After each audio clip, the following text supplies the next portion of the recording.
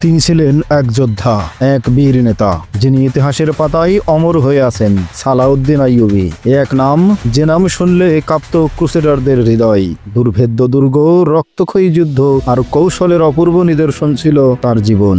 Jerusalem পুনরুদ্ধারের সেই মহাকাব্যিক অভিযান আজও বিশ্বের অন্যতম গৌরব গাথা। এই সিরিজে আমরা তুলে ধরব সুলতান সালাউদ্দিন আইয়ুবীর প্রতিটি দুঃসাহসিক পদক্ষেপ, যে গল্প কেবল ইতিহাস নয়, এক প্রেরণার উৎস। আসুন ফিরে যাই সেই সময়ের স্রোতে, জেনে নেই সেই মহান বীর যোদ্ধার জীবন গাথা। ফেইথ অ্যান্ড ফ্যাক্টস এর আয়োজনে সালাউদ্দিন আইয়ুবীর দুঃসাহসিক অভিযানের আজকের পর্বে আপনাকে স্বাগতম। সমুদ্র তীরে হেঁটে বেড়ানোর সময় সুলতান সালাউদ্দিন আইয়ুবীকে লক্ষ্য করে কেউ একজন তীর ছোড়ে। তীরটি লক্ষ্যভ্রষ্ট হয়। কে তীর ছুড়ল সেটা খুঁজতে গিয়ে সালাউদ্দিন আইয়ুবীর রক্ষী বাহিনী 7টি অসহায় মেয়ে এবং 5 জন ব্যবসায়ীকে ধরে নিয়ে আসে। সুলতান সালাউদ্দিন আইয়ুবী তাদেরকে প্রাথমিক জিজ্ঞাসাবাদ করে মেয়েদেরকে একটি তাঁবুতে থাকার ব্যবস্থা করে দেন। ব্যবসায়ীরা তাদের নিজেদের তাঁবুতে অবস্থান করছিল। সুলতান সালাউদ্দিন আইয়ুবী বা তার রক্ষী বাহিনীর কেউই বুঝতে পারেননি তারা ছিল আসলে খ্রিস্টান গোয়েন্দা। তারা সুলতান সালাউদ্দিন আইয়ুবীকে হত্যা করার চক্রান্ত করছিল। সালাউদ্দিন আইয়ুবী আলী বিন সুফিয়ানের অপেক্ষা করতে থাকেন। মেয়েদের থাকার জন্য আলাদা তাঁবুর ব্যবস্থা করে তাদের পাহারার ব্যবস্থা করেন। সেখান থেকে লুকিয়ে মুবি নামের একটি মেয়ে তাঁবু থেকে বের হয়ে তার সাথীদের সাথে দেখা করে এবং সুলতান সালাউদ্দিন আইয়ুবীর বিপক্ষে পরবর্তী পদক্ষেপ কি হবে সেটা নিয়ে আলোচনা করে। আলোচনা শেষে সে যখন তাঁবুতে ফিরছিল, তখন ফখরুল মিশরি নামে এক রক্ষী কমান্ডারের নজরে পড়ে যায় মেয়েটি। তার কাছ থেকে পালাতে চেষ্টা করে। পালাতে পালাতে পাহাড়ের টিলার কাছে চলে আসে মেয়েটি। রক্ষী বাহিনীর কমান্ডার ফখরুল মিশরি তাকে অনুসরণ করতে থাকে। চঞ্চল হরিণের মতো মেয়েটা দ্রুত টিলার অন্যদিকে নেমে যায়। কমান্ডার এক লাফে টিলার উপরে উঠে এলো। রাতের নীরবতা ভেঙে তীব্র গতিতে ছুটছে মেয়েটা। তাকে ধরার জন্য তার পিছু পিছু ছুটল কমান্ডার। সালাউদ্দিন আইয়ুবীর কমান্ডার তখনও বুঝতে পারেনি কোন ভয়ঙ্কর পরিণতির দিকে সে এগিয়ে যাচ্ছে। সে যদি জানতো আর কিছুক্ষণ পরেই তার জীবনে ঘটতে যাচ্ছে সব থেকে ভয়ঙ্কর ঘটনা, তাহলে ভুলেও সে পথে পা মানাতো না। দুজনের মাঝে বেশ খানিকটা দূরত্ব। দুজনেই ছুটছে তীব্র গতিতে, কিন্তু ফখরুল একজন সৈনিক, ছুটছে চিতাবাঘের ক্ষিপ্রতা নিয়ে। অসমতল মাটি, শুকনো ঝোপঝাড় আর গাছগাছালি মাড়িয়ে নিশুতি রাতের মরুদ্যানের বুকে ছুটছে দুজন। দূরত্ব কমে আসছে দুজনের মাঝে। সামনে খণ্ড খণ্ড অনেকগুলো এলোপাথাড়ি ঝোপঝাড়। মুবি মেয়ে হলেও একজন গোয়েন্দা। শত্রুর চোখে ধুলো দেওয়ার হাজারো কায়দা কানুন শিখেছে দীর্ঘদিনের অনুশীলনে। তার সে ট্রেনিং কাজে লাগানোর সময় এসেছে। দ্রুত ঝোপের আড়ালে আত্মগোপন করল মুবি। কমান্ডার কিছুদূর এগিয়ে দেখল সামনে কেউ নেই। মেয়েটার পায়ের শব্দও শোনা যাচ্ছে না। দাঁড়িয়ে এদিক ওদিক তাকাতে লাগলো সে। গতি কমিয়ে অনির্দিষ্টভাবে এগিয়ে গেল সামনে। গাছের আড়ালে লুকিয়ে কমান্ডারকে এগিয়ে যেতে দেখল মুবি। কমান্ডার এগিয়ে যেতেই ও আবারও ছুট লাগালো। হঠাৎ পেছনে পায়ের শব্দ শুনে কমান্ডারও ছুটল পেছন ফিরে। আর কোনো শব্দ নেই। অনুমান করে ছুটছে কমান্ডার, কিছুই দেখা যাচ্ছে না। পেছন থেকে আবার ভেসে এলো পদশব্দ। ঘুরে দৌড় লাগালো কমান্ডার। থেমে গেল পদশব্দ। লুকোচুরি খেলার ট্রেনিং ভালোই কাজে লাগাচ্ছে মুবি। এভাবে চলল কিছুক্ষণ। মেয়েটা যেন তার সাথে কানামাছি খেলছে। হারিয়ে যাচ্ছে আবার দৌড়াচ্ছে। ক্রোধে ফুঁসতে লাগলো কমান্ডার। ঝোপঝাড় আর গাছের ফাঁকে ফাঁকে এভাবে লুকোচুরি খেলতে খেলতে মাইল 2 দূরে চলে এসেছে ওরা। সামনে দেখা যাচ্ছে ব্যবসায়ীদের তাঁবু। মেয়েটা তাঁবুর কাছে পৌঁছে চিৎকার করে ডাকতে লাগলো ওদের। আলো জেলে তাঁবু থেকে বেরিয়ে এলো ব্যবসায়ীরা। তরবারি হাতে কমান্ডারও পৌঁছে গেল ওখানে। ব্যবসায়ীদেরকে মুসলমান মনে হচ্ছে। মেয়েটা তাদের একজনের পা জড়িয়ে ধরে আছে। আতঙ্কে বিবর্ণ চেহারা, হাঁফাচ্ছে। এই মেয়েটাকে আমার হাতে তুলে দাও, নির্দেশের ভঙ্গিতে বললেন কমান্ডার। ও একা নয়, বলল এক ব্যবসায়ী। আমরা 7 জনকেই তোমাদের সুলতানের কাছে দিয়ে এসেছি। একেও নিয়ে যেতে পারো না। আরো জোরে আঁকড়ে ধরল লোকটার পা। বলল আমি ওর সাথে যাব না। মুসলমানরা খ্রিস্টানদের চাইতেও জানোয়ার। এদের সুলতান একটা ষাঁড়, একটা পশু। সে আমার হাড়গোড় পর্যন্ত ভেঙে দিয়েছে। আমি কোন রকমে পালিয়ে এসেছি। কোন সুলতান? কমান্ডারের হতবাক কণ্ঠ। যাকে তোমরা সালাউদ্দিন আইয়ুবী বলো। মেয়েটা মিথ্যে বলছে। কেউ? তোমাদের সাথে এর কি সম্পর্ক? ভেতরে এসে বন্ধু, বাইরে ঠান্ডা। তরবারি খাপে ঢোকাও, কোনো ভয় নেই। আমরা ব্যবসায়ী। মেয়েটা কি বলতে চাই শোনোই না। আমরা তোমাদের সুলতানকে ভালো মানুষ ভেবেছিলাম, কিন্তু সুন্দরী যুবতীদের দেখে তিনিও ইমান আমান খুইয়ে বসেছেন। অন্য 6টি মেয়ের কি অবস্থা করেছে কে জানে। অন্য সেনাপতি এবং কমান্ডাররা ওদের শেষ করে দিয়েছে। মুভি বলল, এদেরকে সন্ধ্যার সময় দিয়ে গেছে খানিক আগে। এখন ওরা তাঁবুতে অজ্ঞান হয়ে পড়ে আছে। কমান্ডার তরবারি কোষবদ্ধ করে তাঁবুতে প্রবেশ করল। কফি তৈরি করতে লাগলো এক ব্যবসায়ী। কমান্ডারের অলক্ষ্যে কি যেন মেশালো তাতে। অন্য একজন জানতে চাইল তার পদমর্যাদা। আলাপচারিতায় ব্যবসায়ীরা বুঝলো লোকটা সেনাবাহিনীর উচ্চ পর্যায়ের কেউ নয়, একজন সাধারণ গ্রুপ লিডার মাত্র। তবে লোকটা মেধাবী এবং সাহসী। ওরা মেয়েদের ব্যাপারে সুলতানকে বলা গল্পটাই কমান্ডারকে পুনরায় শোনালো। জানালো ওদের ব্যাপারে সুলতানের সিদ্ধান্ত। যোগ্য বর পেলে এরা মুসলমান হবে, দেশে ফিরবে না কখনো। তাও কমান্ডারকে বলা হলো। অন্য একজন বলল, এ মেয়েটার সাথে তোমাদের প্রিয় সুলতান কি কাণ্ড ঘটিয়েছে তা তো ওর মুখেই শুনেছ। কমান্ডার মেয়েটার দিকে তাকালো। মুভি বলতে লাগলো, একজন দেবদূতের আশ্রয় পেয়েছি মনে করে আমাদের আনন্দের সীমা ছিল না। সূর্য ডোবার সাথে সাথে সুলতানের নাম করে আমাকে ডেকে নিয়ে গেল। অন্যদের তুলনায় আমি একটু বেশি সুন্দরী। বুঝতে পারিনি তোমাদের আইয়ুবী আমাকে খারাপ উদ্দেশ্যে ডাকছে। আমি গেলাম। সুলতান মদের শেহারি খুলে বসলো, গ্লাস ভরে রাখলো আমার সামনে। আমি খ্রিস্টান, মদ পানে অভ্যস্ত। আইয়ুবী আমাকে ভোগ করতে চাইল। পুরুষ নতুন নয় আমার জন্য। আমি তাকে দেবদূত মনে করি। এ অপবিত্র দেহ থেকে তাকে দূরে রাখতে চাইলাম, কিন্তু সে জাহাজের খ্রিস্টানদের চাইতেও নিকৃষ্ট। দেহের প্রতিটি জোড়া ব্যথা করছে, হাড়গোড় মনে হয় ভেঙেই ফেলেছে। কান্নায় ভেঙে পড়ল সে। একটু পর আবার শুরু করলো, ঈশ্বর আমায় রক্ষা করেছেন, নিষ্কৃতি দিয়েছেন দেবদূত রূপী পশুর হাত থেকে। সুলতান আমাকে বলেছে অন্যান্য কমান্ডাররা বাকি মেয়েদের নিয়ে আনন্দ করছে। আমি সুলতানের পা ধরে মিনতি করলাম বিয়ে করার জন্য। সুলতান বলল, বিয়ে ছাড়াই তুমি আমার হারেমে থাকবে। অত্যাধিক মদ পান করায় সুলতান বেহুশ হয়ে পড়ল। এ সুযোগে আমি পালিয়ে এসেছি। বিশ্বাস না হলে তার দেহরক্ষীদের জিজ্ঞেস করে দেখতে পারো। নবীর কথার ফাঁকেই কফি পরিবেশন করা হলো। কফির মধ্যে হাসিস মেশানো ছিল, জানত না কমান্ডার। কফি পান করলো কমান্ডার। হাসিসের ক্রিয়া শুরু হলো মগজে। মেজাজের ভারসাম্য হারিয়ে অট্টহাসি দিয়ে বলল, আমাদের জন্য নির্দেশ, মদ এবং নারী থেকে দূরে থাকো। নিজে মেয়ে মানুষ নিয়ে ফুর্তি করছে আর মদ পান করছে, হা হা হা। হাসিসের প্রভাবে ও বুঝতেই পারল না মেয়েটা নির্জলা মিথ্যা বলছে তার সাথে। কল্পনায় এখন সে নিজেই সম্রাট। মুভির চেহারায় মশালের আলো, চুলে কালো আর সোনালি রঙের মিশেল। যৌবন উপড়ে পড়ছে অপরূপা অঙ্গ থেকে, চোখে নেশা ধরানো দীপ্তি। কমান্ডারের মনে হলো পৃথিবীর সবচেয়ে রূপবতী নারীটি বসে আছে তার সামনে। সে চঞ্চল হয়ে বলল, তুমি চাইলে আমি তোমাকে আশ্রয় দিতে পারি। না। ভয় পেয়ে পেছনে সরে গেল মুভি। তুমি আমার সাথে সুলতানের মতোই আচরণ করবে। তোমার তাঁবুতে নিয়ে গেলে আবার আমি আইয়ুবীর হাতে গিয়ে পড়ব। ইজ্জত রক্ষার জন্য ওদেরকে তোমাদের হাতে তুলে দেয়া ভুল হয়েছে। ভাবছি অন্য মেয়েদেরকেও কালই ফেরত নিয়ে আসব, বলল এক ব্যবসায়ী। মুভির দিকে পলকহীন চোখে তাকিয়েছিল ফখরুল মিশরী। এমন অপরূপা অঙ্গশোভার অধিকারী সুন্দরী নারী সে জীবনেও দেখেনি। ব্যবসায়ীর কথার পিঠে কেউ কথা বলল না। তাঁবুতে নেমে এলো নীরবতা। চুপচাপ কেটে গেল কিছু সময়। নীরবতা ভাঙল ক্রিস্টোফার। বলল, তুমি আরবি না মিশরী? মিশরী। আমি সাধারণ একজন সৈনিক হিসেবে সেনাবাহিনীতে যোগদান করেছিলাম। যুদ্ধে বীরত্বপূর্ণ ভূমিকা রাখায় আমাকে কমান্ডার পদে প্রমোশন দেওয়া হয়েছে। সুদানি ফৌজকে দেখছি না, ওরা কি এ যুদ্ধে অংশ নেয়নি? সুদানি ফৌজও এখানে আসেনি, এ যুদ্ধে অংশ নেয়নি ওরা। কি ব্যাপার, যুদ্ধে ওরা অংশ নিল না কেন? মনে হয় সুদানিরা সালাউদ্দিন আইয়ুবীকে গ্রহণ করেনি, জবাব দিল আরেক ব্যবসায়ী।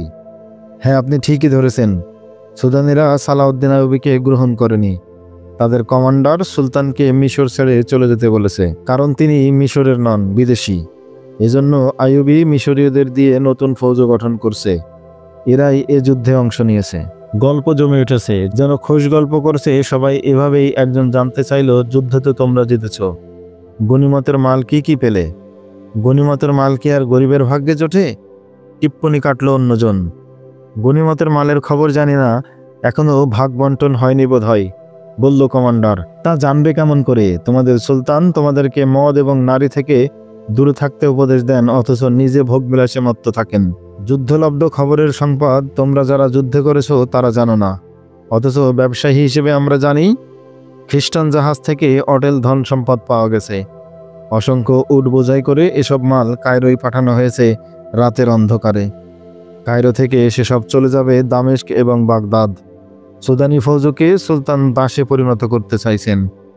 আরবের সৈন্য এসে গেলে তোমরাও হবে তাদের মতোই গোলাম। মুভির চোখ ধাঁধানো রূপ আর হাসিসের প্রভাবে ফখরুলের হৃদয়ে গেঁথে যাচ্ছিল ওদের প্রতিটি শব্দ। অযাচিতভাবেই পরিস্থিতি মুভির পক্ষে চলে গেছে। তাকে ধরতে এসে নিজেই ফেসে গেছে কমান্ডার। আরবি ছাড়া অন্য কোনো ভাষা জানত না কমান্ডার। মুভির নিজের ভাষায় সব ঘটনা বলতে লাগলো সঙ্গীদের। ওদের শোনালো রবিনের নির্দেশ। বলল পরাজয়ের কারণ বের করতে হবে, যেতে হবে নাজির কাছে। মেয়েটা কি বলছে জানতে চাইল ফখরুল। ক্রিস্টোফার বলল ও বলছিল তুমি আইয়ুবের সৈন্য না হলে ও তোমাকে বিয়ে করতে রাজি হতো, এজন্য ও মুসলমান হতেও প্রস্তুত, কিন্তু এখন সে কোনো মুসলমানকে বিশ্বাস করতে পারছে না। কমান্ডার কি ভেবে এক ঝটকায় উঠে দাঁড়ালো। মুভির হাত ধরে নিজের দিকে আকর্ষণ করে বলল খোদার শপথ, তোমার জন্য আমি সিংহাসন ত্যাগ করি। এই যদি হয় তোমার ইচ্ছে, এই রইল তরবারি। এখন থেকে তোমার ইচ্ছাই আমার ইচ্ছা। কমান্ডার খাপসাহ তার তরবারি রেখে দিল মুভির পায়ের কাছে। এখন আমি আইয়ুবের সৈনিকও নই, কমান্ডারও নই।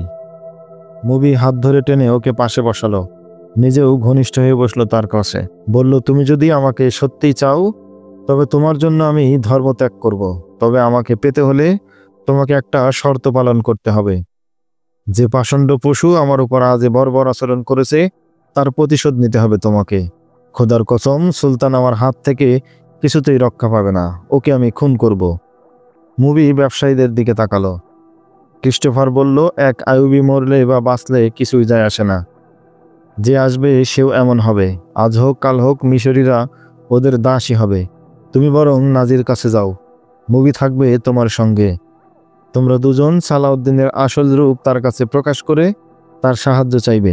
এছাড়া এর বদলা নেওয়ার আর কোনো রাস্তা দেখি না আমি। নাজি এবং তার সঙ্গীদের যে গোপনে হত্যা করা হয়েছিল একথা জানতো না ওরা। মুভি চাচ্ছিল দ্রুত নাজির কাছে পৌঁছতে, কিন্তু এক যুবতীর পক্ষে একা মিশর পর্যন্ত যাওয়া সম্ভব ছিল না। অপ্রত্যাশিতভাবে ফখরুলকে পাওয়াই বরং তার সুবিধাই হলো। ওরা সিদ্ধান্ত নিল মিশর যাওয়ার পথে ওকেই ব্যবহার করা হবে। খ্রিস্টান গোয়েন্দা দলের প্রধান রবিন রয়েছে আহতদের তাঁবুতে। ব্যবসায়ীরাও সিদ্ধান্ত নিল এখানেই থাকবে। আইয়ুবিকে ছোড়া তীর একবার ফসকে গেছে, আবার চেষ্টা করতে হবে। মুভির রূপের ফাঁদে জড়িয়ে পড়েছে ফখরুল। হাসিস তাকে বিবেক শূন্য করে দিয়েছে। ফখরুল তার নিজের তাঁবুতে ফিরে না যাওয়ার সিদ্ধান্ত নিল। মুভিকে নিয়ে দ্রুত বেরিয়ে পড়ার জন্য তাকে পরামর্শ দিল ক্রিস্টোফার। ব্যবসায়ীরা একটা উট দিল তাকে। উটের সাথে দেওয়া হলো পানির মশক এবং প্রয়োজনীয় খাবার। হাসিস মেশানো খাবারের থলিটা ধরিয়ে দিল মুভির হাতে। উটের পিঠে চাপলো মুভি এবং কমান্ডার। উট চলতে শুরু করেছে। আশেপাশে কোনো খেয়াল নেই কমান্ডারের। সমস্ত অতীত তার হারিয়ে গেছে। হৃদয়ের কার্নিশে এখন শুধু ঝুলে আছে বিশ্বের সেরা এক সুন্দরীর ছবি। সুলতানকে বাদ দিয়ে যে রূপসী তাকে পছন্দ করেছে। কি সৌভাগ্য তার। মুভিকে বাহুবেষ্টন করে নিজের বুকের সাথে চেপে ধরল। খ্রিস্টান কমান্ডার আর তোমাদের সুলতানের মতো পশুর আচরণ করবে না তো? কপট কটাক্ষ হেনে বলল মুভি। মুভি, আমি তোমাকে কতটা ভালোবাসি সে কথা কি তোমাকে বুঝিয়ে বলতে হবে? না ফখরুল, এ তো আমি রহস্য করে বলেছি। তোমার ভালোবাসার উপর আমার আস্থা না থাকলে কি তোমার সাথে এভাবে একাকী বেরিয়ে পড়তাম? এর দেহ মন আমি শুধু তোমাকেই সঁপে দিয়েছি। এখন থেকে আমি শুধুই তোমার। আমাকে নিয়ে তোমার যা ইচ্ছা করতে পারো, তবে আইয়ুবের পশুত্ব ভুলতে পারছে না বলেই তোমাকে এভাবে বলেছি। ধৈর্যহীনদের আমি ঘৃণা করি, যেমন ঘৃণা করি তোমাদের সুলতানকে। তার মানে তুমি আমাকে ধৈর্যহীন বলতে চাইছো? দেখো মুভি, তুমি চাইলে আমি উট থেকে নেমে যাব। মুভিকে বাহুবন্ধন থেকে ছেড়ে দিও ফখরুল। সে কি বলছো তুমি? তোমাকে আমার ভালো লেগেছে বলেই তো তোমার জন্য আমার ধর্ম ত্যাগ করেছি। ইচ্ছে করলে আমি ব্যবসায়ীদের কাছেও তো থাকতে পারতাম। মুভির আবেগপূর্ণ কথাই আরো দুর্বল হয়ে পড়ল কমান্ডার। গল্পে গল্পে সময় বেরিয়ে যাচ্ছে, এগিয়ে যাচ্ছে ওরা। সাধারণভাবে চললে ওদের 5 দিনের পথ অতিক্রম করতে হবে, কিন্তু ফখরুল এক পালিয়ে আসা সৈনিক। মুভিও পালিয়ে এসেছে মুসলিম তাঁবু থেকে। তাই সাধারণ পথ ছেড়ে দুর্গম পথে এগিয়ে চলল ওরা। গভীর হয়ে এলো রাত, ঘুমে ভারী হয়ে এলো মুভির চোখ। ফখরুলের বুকে মাথা রেখেও ঘুমিয়ে পড়ল। আকাশের অগণিত তারার সাথে জেগে রইল এক পলাতক সৈনিক। উট এগিয়ে চলছে মিশরের দিকে। সবেমাত্র ফজরের নামাজ শেষ করেছে সালাউদ্দিন আইয়ুবী। প্রহরীতে তাঁবুতে প্রবেশ করে জানালো আলী বিন সুফিয়ান এসেছেন। তাঁবু থেকে দ্রুত বেরিয়ে এলেন সালাউদ্দিন। আলীর সালামের জবাব দিয়ে জিজ্ঞেস করলেন, ওদিকের কি খবর? এখন পর্যন্ত স্বাভাবিক, তবে ওদের উৎকণ্ঠা দিনকে দিন বৃদ্ধি পাচ্ছে। আমাদের গোয়েন্দারা বলেছে নেতৃত্ব দেওয়ার মতো কোনো কমান্ডার এগিয়ে এলে ওরা বিদ্রোহ করবে। কথা বলতে বলতে দুজন তাঁবুতে প্রবেশ করলো। নাজি ও তার সঙ্গীদের আমরা শেষ করেছি, কিন্তু সুদানিদের ভিতর মিশরীয়দের যে বিষ ছড়িয়ে দেওয়া হয়েছিল তার প্রভাব এখনও কমেনি। সেনাপতির অন্তর্ধান তাদের উৎকণ্ঠার বড় কারণ। আমাদের গোয়েন্দারা প্রচার করেছে যে নাজি যুদ্ধের ময়দানে। আমার মনে হয় ওরা একথা বিশ্বাস করছে না। ওরা বিদ্রোহ করলে কি আমাদের ওইখানকার ফৌজও অভিজ্ঞ 50,000 ফৌজের মোকাবেলা করতে পারবে? আমি তার ব্যবস্থা করিয়ে এসেছি। সব জানিয়ে দুজন ঘোড়াসওয়ার পাঠিয়ে দিয়েছি নুরুদ্দিন জঙ্গির কাছে। বিদ্রোহ দমন করার জন্য কিছু সাহায্য পাঠাতে অনুরোধ করেছি তাকে। ওদিক থেকে সাহায্য পাওয়ার সম্ভাবনা কম। গত পরশু দূত মারফত জেনেছি জঙ্গি সম্রাট ফ্রাঙ্কোর এলাকায় আক্রমণ করেছেন। খ্রিস্টানদের এক বিশাল বাহিনী মিশরের দিকে আসছিল। আক্রান্ত হয়ে পিছনে সরে গেছে ওরা। জঙ্গি কিছুটা এলাকা দখলও করেছেন, কিন্তু একটা সংবাদে আমি দারুণ উদ্বিগ্ন। ওরা আবার হামলা করেছে। ওদের আক্রমণে আমি ভীত নই। আমার উদ্বেগের কারণ হলো শত্রুকে যারা বাধা দেবে তাদের মদের পেয়ালায় আকণ্ঠ ডুবে আছে। ইসলামের রক্ষকরা হারেমে বন্দী। যুবতী নারীর মোহনীয় চুলে ওদের পায়ের শৃঙ্খল পরিয়ে রেখেছে। ভাই, আমার চাচা শেরে কুহ যদি আজ বেঁচে থাকতেন, তিনি আমাকে যুদ্ধের ময়দানে এনেছিলেন। সামান্য সৈন্য নিয়েই ঝাঁপিয়ে পড়েছেন শত্রুর উপর, কিন্তু মুসলিম নামধারী বেঈমানদের দল শত্রুর সাথে মিশে গিয়েছিল। তার সামনে তৈরি করেছিল দুর্লগ্ন প্রাচীর। তবুও চাচা সাহস হারাননি। তুমি তো তার সব ইতিহাস জানো। আমার সব কিছুই মনে আছে সুলতান। সেসব যুদ্ধ এবং রক্ত ছড়ার পর আশা করেছিলাম মিশর এবার সোজা পথে আসবে, কিন্তু এক গাদ্দারের মৃত্যু হলে এগিয়ে আসে অন্য গাদ্দার। আসলে গাদ্দার দুর্বল খেলাফতের সৃষ্টি। ফাতেমি খেলাফত হারেমের বিলাসে হারিয়ে না গেলে খ্রিস্টানদের সাথে আপনার যুদ্ধ এখানে নয়, ইউরোপে হতো। আমাদের বন্ধুরাই আমাদেরকে বাইরে যেতে দিচ্ছে না। শাসক যখন ভোগ বিলাসে মত্ত থাকে, প্রজারা তখন সিংহাসনের স্বপ্ন দেখে। সাহায্য চাই শত্রুর কাছে। ক্ষমতার লোভে তাদের স্ত্রী কন্যার ইজ্জত আবরুর কথাও ভুলিয়ে দেয়। এদের আমি ভীষণ ভয় করি আলী। ইসলাম নিশ্চিহ্ন হলে এসব নামধারী মুসলমানদের হাতেই হবে। আমাদের ইতিহাস এখন বিশ্বাসঘাতকের ইতিহাস, ষড়যন্ত্রের ইতিহাস। আমার মন বলছে এমন এক সময় আসবে যখন মানুষ নামে থাকবে মুসলমান, কিন্তু চিন্তা করবে শত্রুর মস্তিষ্ক দিয়ে। মসজিদের চেয়ে পতিতালয় বেশি থাকবে, অথবা ওদের ঘরগুলোই হয়ে উঠবে এক একটা পতিতালয়। অমুসলিমরা মুসলমানকে সে পথেই নিয়ে এসেছে। মিশরের দেখা যাচ্ছে ঝড়ের পূর্বাভাস। তোমার সংস্থাকে আরও শক্তিশালী করো। শত্রুর এলাকায় গিয়ে কমান্ডো হামলা এবং সংবাদ সংগ্রহের জন্য সুস্বাস্থ্যের অধিকারী এবং বুদ্ধিমান যুবকদের বাছাই করো। গুপ্তচর বৃত্তির ময়দানে যুদ্ধ করার জন্য প্রস্তুত হও আলী। আপনি দোয়া করুন। নতুন করে যেসব যুবক ভর্তি হচ্ছে তাদের মধ্যে আমি প্রাণের স্পন্দন দেখতে পাচ্ছি। তাদের নিষ্ঠা ও আগ্রহ আমাকে আশাবাদী করে তুলেছে। এখানকার খবর কি? বেলাভূমিতে কুড়িয়ে পাওয়া বন্দীদের চিকিৎসা দেয়া হচ্ছে। তুমি ওদের সাথে একবার দেখা করো। প্রহরীকে ডাকলেন আইয়ুবী, বললেন আমাদের নাস্তা দাও। নাস্তা নিয়ে এলো প্রহরী। খেতে খেতে কথা বলছিলেন আইয়ুবী। গতকাল আরও কিছু আহত খ্রিস্টান সৈনিককে এখানে আনা হয়েছে। ওদের একজনকে আমার সন্দেহ হচ্ছে। মনে হচ্ছে সে সাধারণ সৈনিক নয়। এছাড়া ঘটনাচক্রে একদল মেয়েকে ওইখানে আশ্রয় দিতে হয়েছে। ওদের নিয়ে এসেছে 5 জন ব্যবসায়ী। ওদের সাথেও একটু দেখা করো। মেয়েরা এখানে কিভাবে এলো? মেয়েদের ব্যাপারে ব্যবসায়ীরা যা বলেছিল সুলতান আলীকে সেটা শোনালেন। বললেন আসলে ওদের আশ্রয় দিয়ে আমার আওতায় নিয়ে এলাম। ওরা গরিব, দীর্ঘদিন জাহাজে ছিল, কিন্তু দেখে তা মনে হয় না। ওদের আলাদা তাঁবুত রাখা হয়েছে। তুমি নাস্তা সেরে আগে ওদের সাথেই দেখা করবে।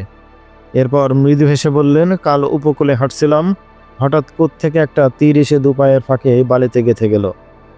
রক্ষীরা অনেক খোঁজাখুঁজি করেছে, কোনো তীরন্দাজ পায়নি। ওরা এই এলাকা থেকে 5 জন ব্যবসায়ীকে ধরে নিয়ে এসেছিল। ওরাই মেয়েগুলোকে এখানে রেখে গেছে। ওদের চলে যেতে দেওয়া হয়েছে শুনে অবাক বিষয়ে সুলতানের দিকে তাকিয়ে রইলেন আলী। আপনি তাদের যেতে দিলেন?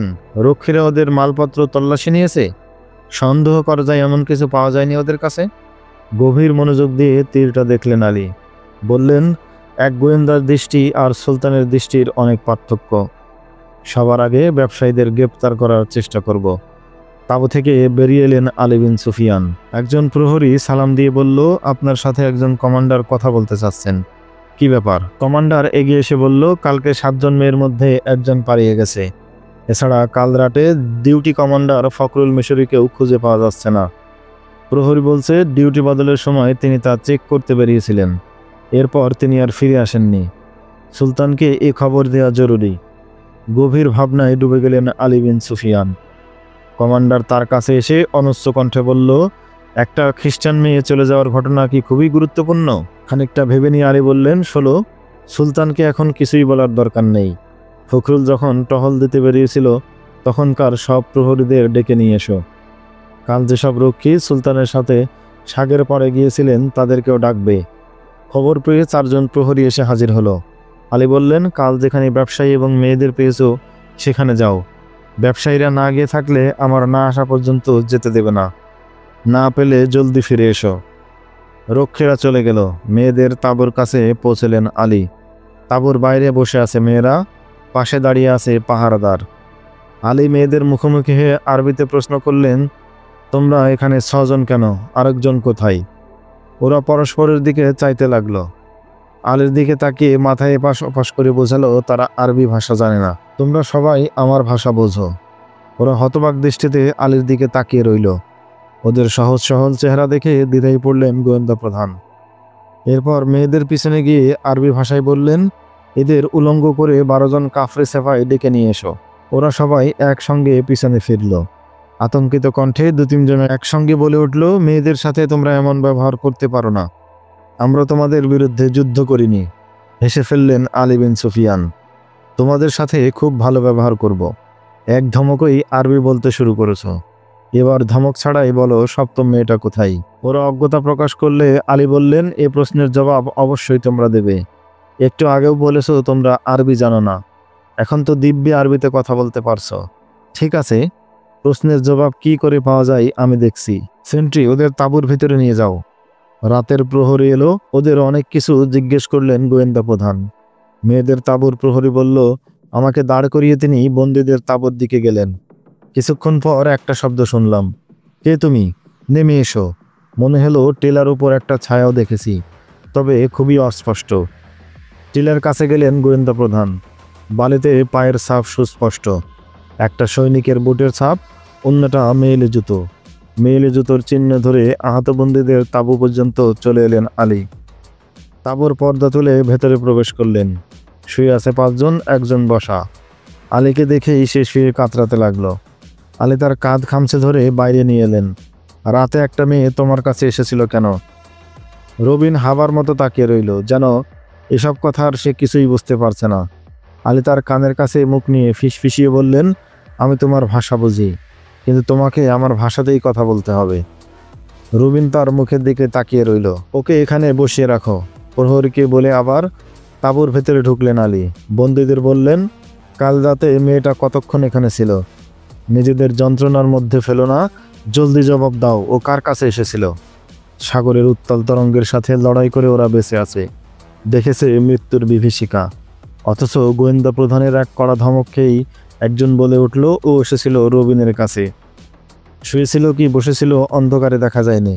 কি বলেছে তাও শুনিনি। মেয়েটাকে তাও জানি না। রবিনের পদমর্যাদা সম্পর্কে আমরা অজ্ঞ, আমরা শুধু তার নাম শুনেছি। এখানে আসার আগ মুহূর্ত পর্যন্ত সম্পূর্ণ সুস্থ ছিল। আমরা সবাই সাধারণ সৈনিক, আমাদের উপর রহম করুন। ওদের উপর কড়া দৃষ্টি রাখতে বললেন প্রহরীদের। ব্যবসায়ীদের কাছে পৌঁছালেন তিনি। রক্ষীরা ওদের তাঁবুর সামনে বসিয়ে রেখেছে।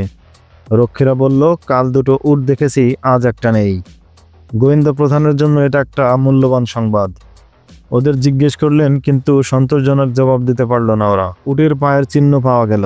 আলী বললেন, তোমরা সাধারণ চুরির অপরাধে অপরাধী নাও। তোমরা একটা দেশ এবং একটা জাতির জন্য বিপজ্জনক। ক্ষমা তোমাদের করা যায় না। তোমরা কি ব্যবসায়ী? হ্যাঁ, সবাই মাথা নেড়ে সায় দিল। আমরা ব্যবসায়ী, আমরা নিরপরাধ।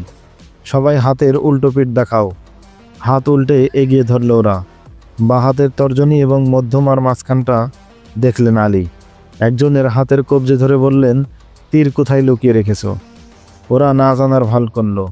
সুলতানের এক দেহরক্ষীকে ডাকলেন, উল্টো করলেন তার হাত, বললেন, এই লোকটি আমাদের তীরন্দাজ। ওর দু আঙ্গুলের ফাঁকে তীরের ঘর্ষণের চিহ্ন রয়েছে। ধনুকে তীর জুড়ে নিক্ষেপের সময় তর্জনী এবং মধ্যমার ফাঁক দিয়ে তীর ছুটে যায়। তীরন্দাজ ছাড়া অন্য কারো এর চিহ্ন থাকে না। 5 জনের মধ্যে কেবল তোমার আঙুলে এর চিহ্ন রয়েছে। এবার বলো তীর কোথায়? 5 জনই নীরব। ওদের একজনকে ধরে রক্ষীকে বললেন, ওকে এই গাছের সাথে বেঁধে দাও। তারপর অন্য এক রক্ষীকে ডেকে কানে কানে কিছু বললেন। রক্ষী লোকটাকে লক্ষ্য করে তীর ছুড়ল, বিঁধল ডান চোখে। তড়পাতে লাগলো লোকটা। ক্রুশের জন্য এইভাবে আর কে জীবন দিতে পারো? ওকে দেখো, তড়পাচ্ছে, রক্ত ঝরছে চোখ থেকে। কথা দিচ্ছি তোমাদের সসম্মানে সাগরের ওপারে পাঠিয়ে দেবো। বলো, দ্বিতীয় উট কে নিয়ে গেছে? কোথায় গেছে? তোমাদের এক কমান্ডার আমাদের একটি উট ছিনিয়ে নিয়ে গেছে, সাথে একটি মেয়েও। আলীর কণ্ঠে বিদ্রুপ। শেষতক স্বীকার করলো ওরা। শোনালো সুলতান সালাউদ্দিন আইয়ুবী সম্পর্কে মেয়েটার বলা মিথ্যা কাহিনী। তাঁবু থেকে পালিয়ে আসাটা চেপে গেল। আলীর ঠোঁটে শ্লেষের হাসি। আশ্চর্য, একজন মাত্র লোক তোমাদের মতো 5 জন সৈনিকের কাছ থেকে একটা উট এবং একটা মেয়ে ছিনিয়ে নিয়ে গেল। তীর ধনুক বের করা হলো বাড়ির নিচ থেকে। তড়পাতে তড়পাতে মরে গেল তীর খাওয়া লোকটা। 10 জন অশ্বারোহীকে ডেকে দ্রুত উটের পায়ের চিহ্ন ধরিয়ে এগিয়ে যেতে বললেন গোয়েন্দা প্রধান। ওদের যাবার 15 ঘন্টা পর তাদের পিছু ধাওয়া করে ছুটল আলীর বাহিনী। শুরু হলো আর এক কাহিনী। লোমহর্ষক কাহিনীর পরবর্তী পর্ব পেতে আমাদের সাথেই থাকুন। অপেক্ষা করুন পরবর্তী ভিডিওর জন্য। দেখা হবে পরবর্তী ভিডিওতে। আজকের মতো আল্লাহ হাফেজ। আসসালামু আলাইকুম আ রহমতুল্লাহ।